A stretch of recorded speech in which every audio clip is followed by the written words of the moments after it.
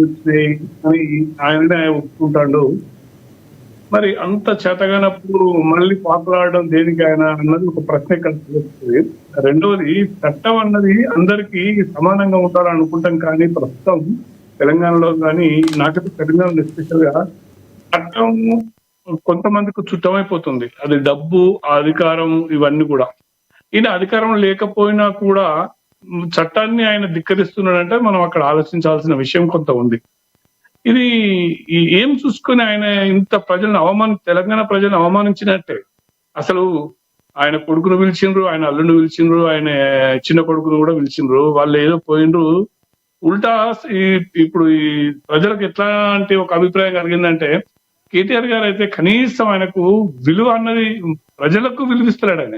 సరే, అది ఆయన సీఎం కు విలువ ఇవ్వకపోయినా మనకు ఒరిగేది ఏం లేదు, చట్టానికి విలువ ఇవ్వకపోయినా మనకు ఒరిగేది ఏం లేదు. కానీ సమాజాన్ని ఆయన ఎంత అవమానపరుస్తున్నాడంటే, ఒక రాజ్యాంగం ప్రకారం సీట్లో కూర్చున్న సీఎం ని ఇష్టం వచ్చిన రీతిగా మాట్లాడుతున్నాడు. అది రాంగ్ మెసేజ్ అవుతుంది, ఫ్యూచర్ లో ఆయనకు ఎఫెక్ట్ పడుతుంది అన్నది వాస్తవం. ఆయననే ప్రశ్నలు అడిగినట్టు సీట్ ని. ఆయన కూడా కాసేపు మనం పక్కన పెడదాం. కమింగ్ టు ది కేసీఆర్ గారు కనీసం రాజ్యాంగానికి విలువ ఇవ్వాల్సిన అవసరం ఉంది, ప్రజలకు సమాధానం చెప్పుకోవాల్సిన అవసరం ఉంది. వాడు పిలిచిండ్రు, ఈయన పోయో గంట సేపు వాడు కూర్చొని వస్తే ఆయనకు ముళ్ళేం పోతుంది, ఆయనకి ఏమైనా కిరీటం పడిపోతుందా?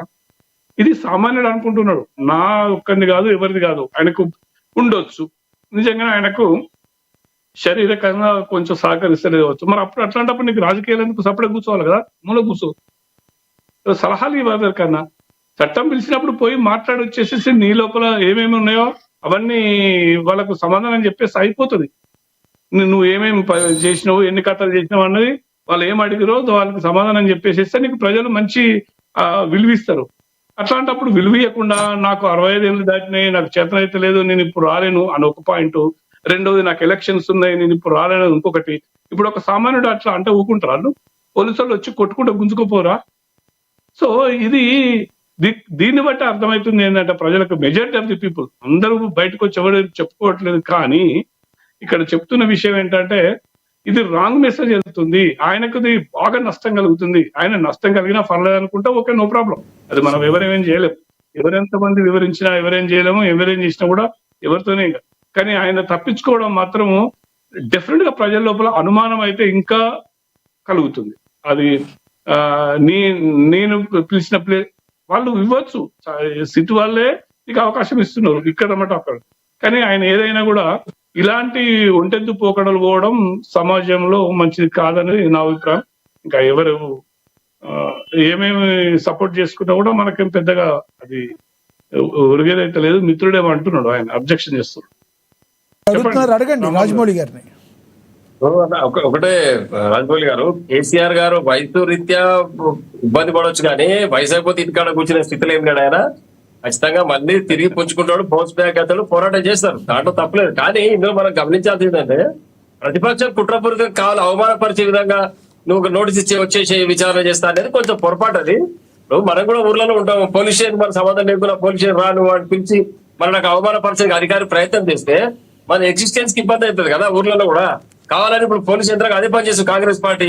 సిఐలో డిఎస్పీలు ప్రేరేపించి అక్కడ లోకల్ ఎంపీటీసీలను, సర్పంచ్లను, మున్సిపల్ చైర్మన్లను పిలిచి టీఆర్ఎస్ పార్టీ వాళ్ళు కావాలని ఇబ్బంది పెట్టి పోలీస్ స్టేషన్ పిలిచి నిలబడి పెట్టడం, బయట నిలబడండి మాట్లాడతా అని స్టేషన్ పై నిలబెడతారు కావాలని. అది ఒక లీడర్కి అవమానకరం. కాబట్టి ఇక్కడ కూడా అదే పరిస్థితి. కేసీఆర్ గారు అసలు పెద్ద మనిషిని నోటీస్ ఇచ్చిన మాత్రం నువ్వు వచ్చేసి నేను విచారిస్తా,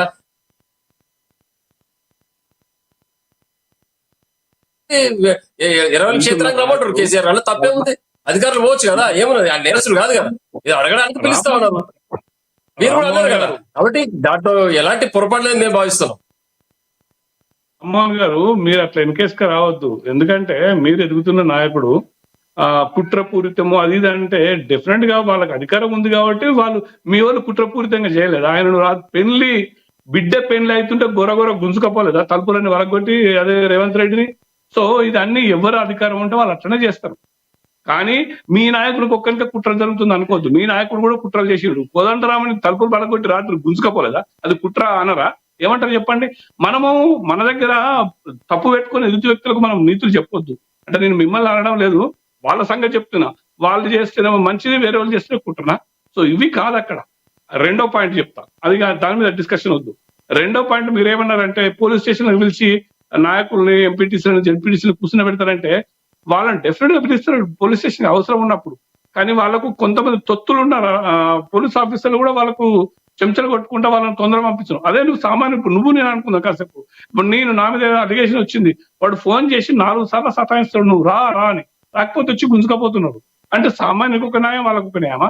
వీడు అది రాజకీయ రంగు పులుముకున్నంత మాత్రాన గొప్పలు అయిపోతారా? తప్పులు కావా? సో మనం అట్లా మీరు కూడా ప్రజలకి కొంచెం మాట్లాడితే ఎట్లా ఉండాలంటే అందరికి కరెక్ట్. సరే మీ పార్టీ మీరు సపోర్ట్ చేసుకోండి, దాని గురించి మేము ఏమీ అనం కానీ సపోర్ట్ గా మేము ఏం చెప్తున్నాం అంటే పోలీస్ యంత్రాంగం పూర్తిగా ఈ ప్రభుత్వం చేతిలో పెట్టుకొని మరీ టూ మచ్ గా బిహేవ్ చేయడం ఇబ్బందికర పరిస్థితి. సిటీ ఏం చెప్తా ఉన్నారు, మీరు ఇక్కడికి వస్తారా, మేము అక్కడికి రమ్మంటారు అడిగిన వాళ్ళు ఆప్షన్ ఇచ్చింది కాబట్టి వాళ్ళు అక్కడ రమ్మన్నారు. దాంట్లో అధికారులు వారికి సహకరించాల్సింది పోయి మళ్ళీ దాన్ని ఏదో మనం బయట పెట్టి ఆయన వస్తలేడు ఈడికి వస్తే ఏమైతే కాదు కదా పరిస్థితి. మీరు ఫస్ట్ ఇచ్చిన ఆప్షన్ ఇచ్చేది ఇప్పుడు ప్రభుత్వం.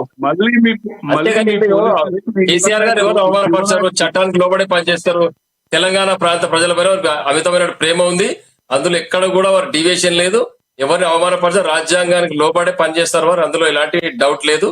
బట్ ఖచ్చితంగా కేసీఆర్ గారు ఒక విషయానికి సహకరిస్తారు, అడిగిన విషయాలు చెప్తారు తప్పకుండా. కానీ కాంగ్రెస్ పార్టీ కుట్రపూరితంగా ఏదో చెప్పించి ఏదో మాట్లాడాలని వీళ్ళు భావిస్తున్నారు, అది మాత్రం జరగదు. అక్కడ వారు దాని నుంచి గెయిన్ కావాలని చూస్తున్నారు, ఆ గెయిన్ అనేది జరగదు. కేవలం ఎంత డైవర్షన్ పాలిటిక్స్. ఇంకొకటి మనం గమనించాల్సింది, అంతర్జాతీయ కుట్ర కాదు, దేశ విచ్ఛిన్నకర శక్తి చేసే ప్రయత్నం కాదు, ఏదో రాజకీయ పరంగా తిరిగిన విషయం. అది పోలీస్ అధికారులు చెప్పాల్సిన విషయం, వారు నిగ్గు తేల్చాల్సిన విషయం. దాన్ని ఈ ఎన్నికల సమయంలో మున్సిపల్ ఎన్నికలు వచ్చిన తర్వాత ఇప్పుడే అర్జెంట్ గా వారికి ఇచ్చి, మరి మొట్టమొదటి ముఖ్యమంత్రి గారు పిలిచేది ఉండే, హరీష్ రావును, సంతోష్ రావును, కేటీఆర్ ముందు పిలిచేది ఉండే. వారందరూ ఏం చెప్తారని వాళ్ళని పిలిచిరు. రామ్మోహన్ గారు సిట్ అధికారులు విచారణ ఎలా చేయాలో, రామ్మోహన్ గారు సిట్ అధికారులు విచారణ ఎవరిని ఎప్పుడు పిలవాలో కూడా మీ నేతలే చెప్తారా, మీరే చెప్తారా? ఇంకా మీరే ప్రభుత్వంలో ఉన్నారు. మేము చెప్పట్లేదు, మేమేమో చెప్తున్నాం అంటే ఒకటి కింద మా ఆలోచన ఏంటంటే, సంతోష్ రావు గారు ప్రభుత్వంలో ఏ బాధ్యత నిర్వహించారు పోలీస్ యంత్రాంగం కొరకు? వారు హోమ్ మినిస్టర్ గా ఉన్నారా, లేకపోతే పోలీస్ అధికారుల సంఘానికి పెద్ద మనుషులు ఉన్నారా? ఎవరు ఇంతకు వారిని పిలవాల్సిన అవసరం ఎవరది? కేటీఆర్ గారు ఏం మినిస్ట్రీ చేసినారు, హరీష్ రావు గారు ఏం మినిస్ట్రీ చేసినారు? రాజమౌళి గారు ఏదో అడుగుతున్నారు చూడండి, రాజమౌళి గారు ఏదో అడుగుతున్నారు. ఒక్క నిమిషం రామ్మోహన్ గారు, ఒక్క నిమిషం ఉండండి. రాజమౌళి గారు ఏదో అడుగుతున్నారు. సంతోషిని అని ఎందుకు వస్తున్నారు? సంతోషిని అంటే ఆయన వాళ్ళకి అవసరం ఉంది, వాళ్ళ గురించి అడుగుతున్నారు. మీరు చెప్పడం ఏంటి నాకు అర్థం కాదు. అది అడుగుతున్నాం ఇక్కడ. ఆయన సంతోషే కాదు, రేపు కవితను కూడా పిలుస్తారు కావచ్చు వాళ్ళకి అనుమానం ఉంటే, అట్లెందుకు వంట మనిషి కూడా పిలుస్తారు కావచ్చు వాళ్ళకి అవసరం ఉంటే. వాళ్ళ ఇష్టం అది, వాళ్ళ పవర్ అట్లా ఉంటది. మీరు ఇట్లా వీళ్ళను విడిచిపెట్టుకునడం మనకు తప్పది, మొత్తం మనం మాట్లాడొద్దు. రెండోది, మీ యువ నాయకుడు సిరిసిల్ల సంఘటన మీకు ఐడియా ఉంటది. పాపం గిరిజనులు, దళితులు, ఎస్టీలని ఒక్కొక్కరు కొట్టుడు కొడితే పోలీసులు ఎంత అమానుషంగా ప్రవర్తించారు. మరి అప్పుడు ఇవన్నీ మీరు మాట్లాడలేదు.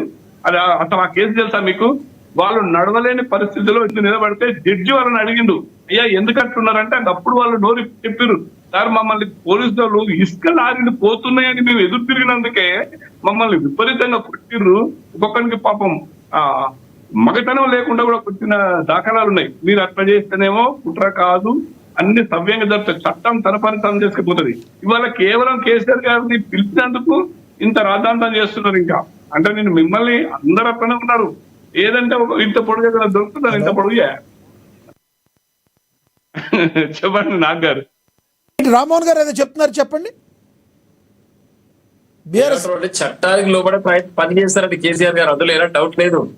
మేము కాదట్టలేమో. ఇప్పుడు పెద్దలు రాజమౌళి గారు చెప్పినట్టుగా మేము వాళ్ళ కాంగ్రెస్ పార్టీని పూర్తిగా ఇబ్బందికర పరిస్థితి మాటలు మాట్లాడితే కేవలం ఈ యొక్క విషయం క్లారిటీ లేదు. మీరు ఆలోచించండి, కాళేశ్వరం ప్రాజెక్టు గురించి ఎంత రాద్ధాంతం చేశారు కాంగ్రెస్ పార్టీ. ఏమైంది చివరికి? అది కాళేశ్వరం కేసీఆర్ గారు గులగొట్టిరని లేదా ఏదో చేసిరని చెప్పేసి మొత్తం బట్టగాల్చి మీదేసి ఒక 6 నెలలు గడిపారు. అట్లా తర్వాత నిరుద్యోగుల విషయం వచ్చేసరికి మూసీ సుందరం గడిపేది ఒక 6 నెలలు గడిపారు. తర్వాత ఇంకో విషయం వచ్చేసరికి హైడ్రా పేరు మీద తీసుకొచ్చింది. హైడ్రా క్లారిటీ లేదు. ఈ రోజు కాలేజ్ ఎందుకు గులగొట్టి చెప్పవు, కాంగ్రెస్ నాయకుల పెద్దల యొక్క ముఖ్యమంత్రి తమ్ముని ఎందుకు గులగొట్టాలంటే చెప్పవు. కానీ బడుగు బలైన వర్గాల పేదల ఇంట్లో గులగొట్టి ఈ రోజు గృహప్రవేశం చేసి తెల్లారి గులగొట్టి వాళ్ళ యొక్క జీవితాలు సర్వనాశనం చేసే విషయం చెప్పవు. కేవలం డైవర్షన్ పాలిటిక్స్ మాత్రమే అంతా. ఒక విషయం ఇబ్బంది పడుతుంది ప్రభుత్వం అంటే హామీలు నెరవేరుస్తలేమనేసరికి ఇగో హైడ్రా తీసుకొచ్చినాం. ఇప్పుడు ఏంది స్థానిక ఎన్నికలు వచ్చే లేవసరికి సిట్టు పేరు మీద విచారణ పేరు మీద అందరి నోటీసులు ఇస్తాను. నీ యొక్క పరిపాలన ఎట్లా నడుస్తుంది దానిపైన ఎంతవరకు సక్సెస్ మేము క్వశ్చన్ చేస్తాను. నీ విచారణతో పాటు ఇది జరగని సెకండ్ పార్టీ. కానీ ఫస్ట్ ప్రియారిటీ ఏంటి? తెలంగాణ ప్రజలకు నువ్వు ఇచ్చిన హామీలు ఎందుకు నెరవేరుస్తావు? బాకీ కార్డులు జమ కడతాను రామ్మోహన్ గారు ఒక్క నిమిషం రామ్మోహన్ గారు, ఇందాక ఆయన డిస్కనెక్ట్ అయ్యారు. శివలాల్ గారు ఫోన్ ద్వారా అందుబాటులోకి వచ్చారు. శివలాల్ గారు నమస్తే అండి. మీ దగ్గర ఏదో ప్రాబ్లం వచ్చినట్టుంది. ఒక్క క్వశ్చన్ మిమ్మల్ని